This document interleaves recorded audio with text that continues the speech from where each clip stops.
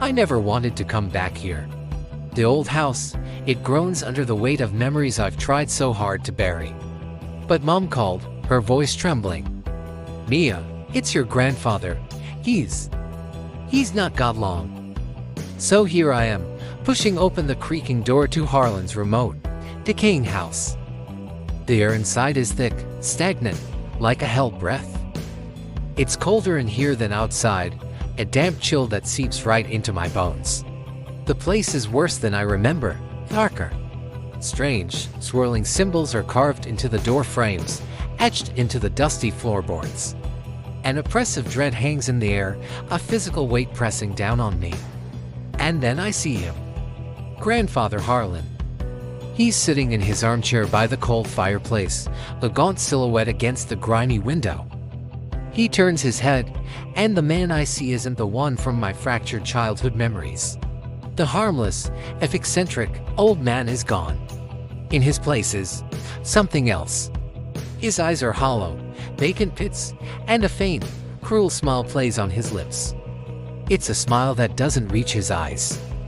Mia, he rasps, his voice a dry rustle of leaves. You came.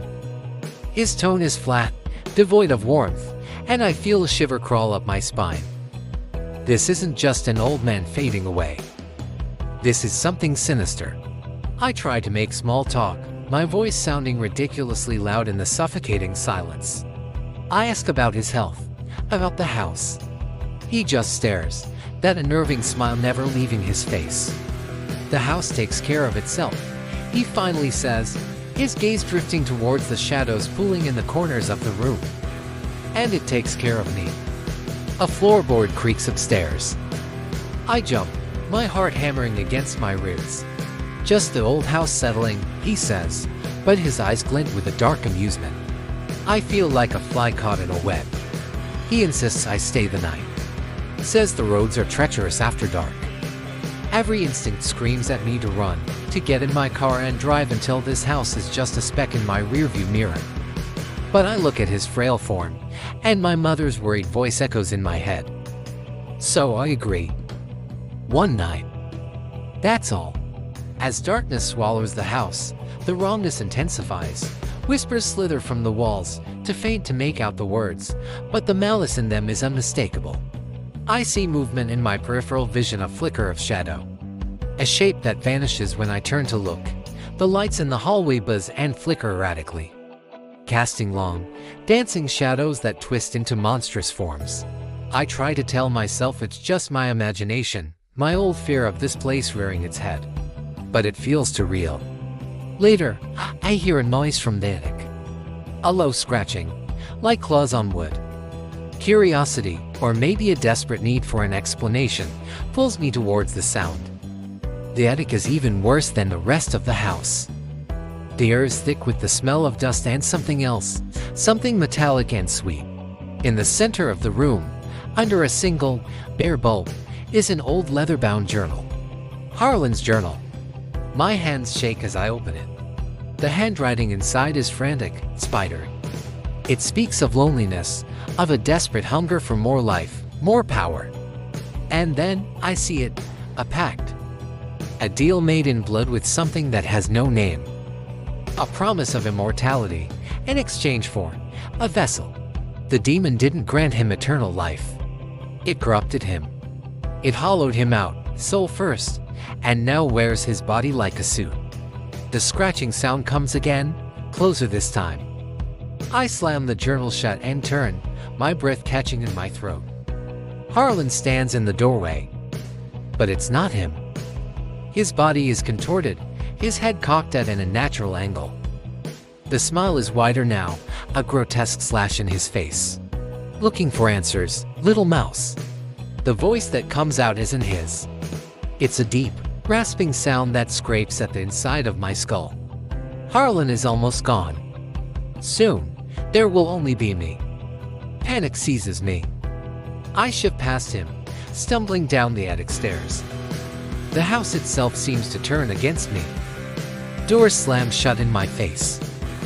The hallway stretches, becoming an impossible, endless corridor. The whispers are louder now, mocking, chanting my name. My own reflection in a dusty mirror morphs, my face twisting into a silent scream. My eyes becoming black, empty pits just like his. I see things that can't be real. My mother, her face pale and her eyes pleading, beckoning me from a darkened room. My father, long dead, stands at the top of the stairs, his face a mask of sorrow. The demon is feeding on my fear, twisting my memories into weapons. I race through the shifting labyrinth of the house, my own sanity fraying with every step. I have to find a way out.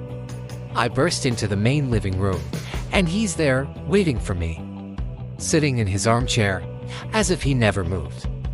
But the thing wearing his face is fully in control now. The air crackles with energy.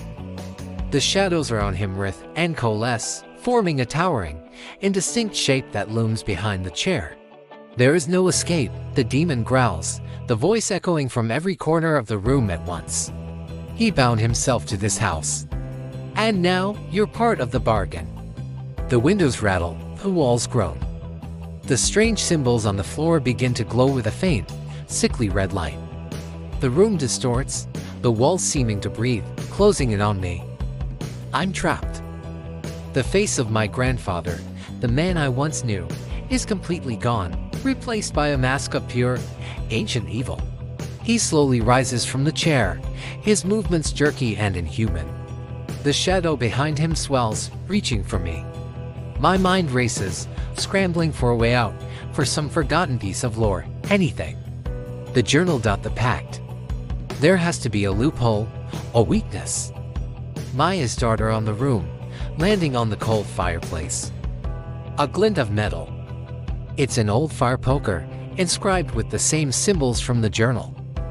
A tool of the ritual. With a surge of adrenaline, I grab it.